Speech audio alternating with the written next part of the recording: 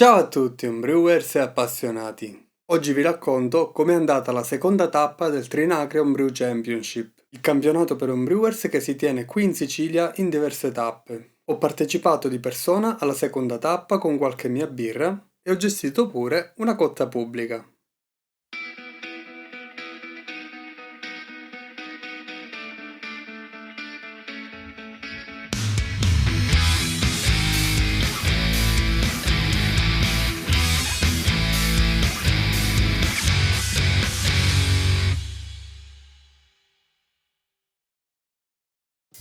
Insieme ai ragazzi di Distretto Luppolato ci siamo ritrovati a una location turistica che è il Castello Incantato di Sciacca, in provincia di Agrigento. La seconda tappa era incentrata sulle birre di Germania e Repubblica Ceca, quindi principalmente rivolta a birre a bassa fermentazione con qualche alta fermentazione tipica. Ho presentato 4 mie birre raccogliendo un po' le birre che avevo a disposizione che rientravano in quegli stili, anche se non tutte molto fresche. Per la cotta pubblica abbiamo previsto invece una saison con un batch programmato di 12 litri. Abbiamo avuto a disposizione questa pentola Klarstein modello Brauheld della prima serie, che differisce abbastanza dalle classiche Mundschenk e dalle pentole cinesi più note. Partiamo con 15 litri di un'acqua molto dolce corretta con solfato di calcio. Il grist è composto da 62% malto Pilsner, 16% malto di frumento, 16% di avena in fiocchi e 6% di malto aromatic.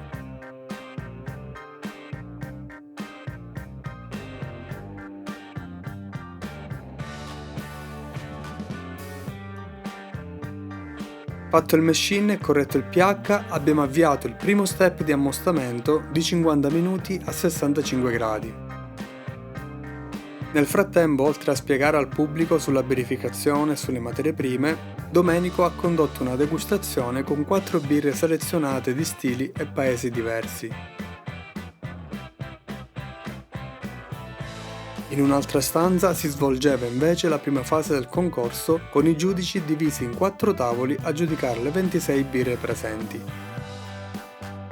Completato anche il secondo step di saccarificazione di 10 minuti a 72 gradi, abbiamo mostrato al pubblico l'avvenuta saccarificazione e abbiamo completato con un mash out.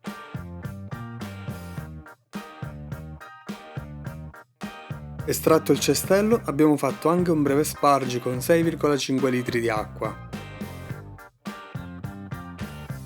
Appena iniziata la bollitura, abbiamo gettato il primo luppolo. Il luppolo che avevamo a disposizione quel giorno era un Mosaic da 12% di alfa-acidi, per cui abbiamo deciso di fare una gettata solo in amaro per raggiungere i 31 IBU previsti e di usare in aroma solo delle spezie per non far uscire sentori un po' fuori stile su questa birra. Negli ultimi 10 minuti abbiamo gettato 3,5 g di coriandolo e negli ultimi 5 minuti 6 g di scorze d'arancia. Per il raffreddamento abbiamo allestito una doppia serpentina a rame con la prima che passava da una vasca che abbiamo riempito con ghiaccio e acqua. Considerato il caldo di quel giorno è stato molto utile.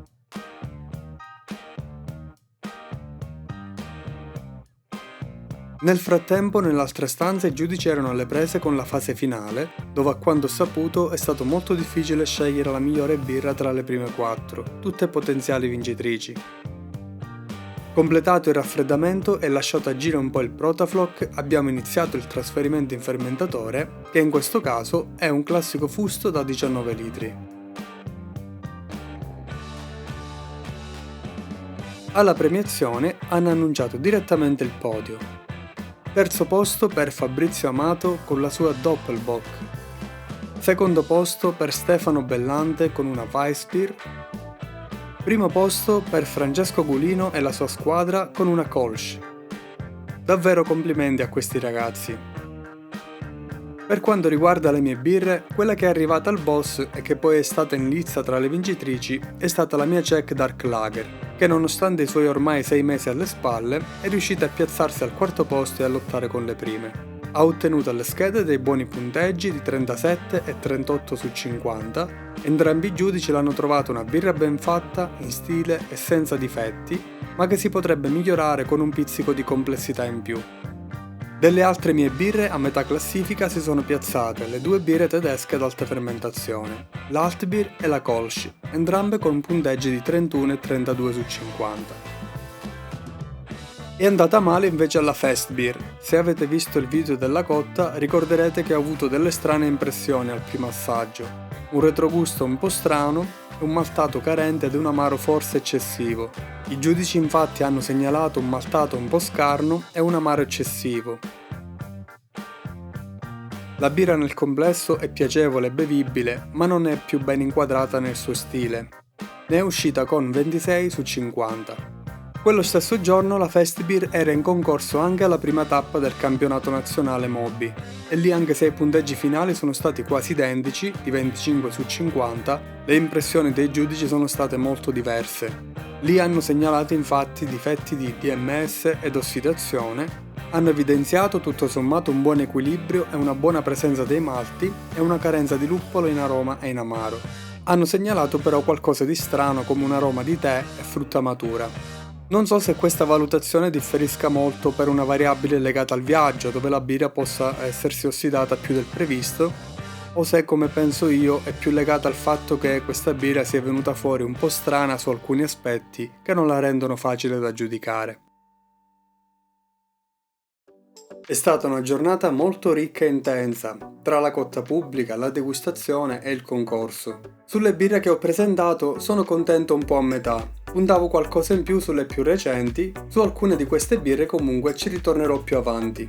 A parte il concorso, è stata la prima volta che ho condotto una cotta pubblica e vi confesso che non è affatto facile spiegare e raccontare di birra a persone che non conoscono l'argomento o che si affacciano la prima volta su questo mondo. È stata un'esperienza formativa anche per me e una gran bella giornata di condivisione con l'associazione Trinacron Brewers e tutti i presenti. Un grazie particolare va a Marco Casandra del distretto luppolato di Sciacca per tutto il supporto che ci ha fornito e ovviamente all'associazione Trinacron Brewers.